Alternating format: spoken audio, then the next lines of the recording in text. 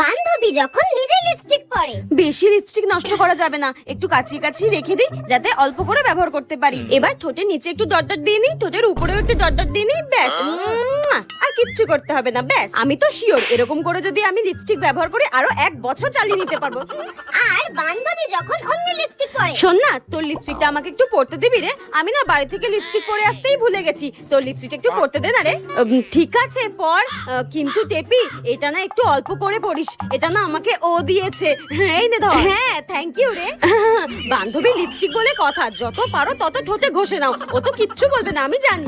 আরে মা, এটা লিপস্টিক, তুই কি একদিনে এটা শেষ করবি নাকি?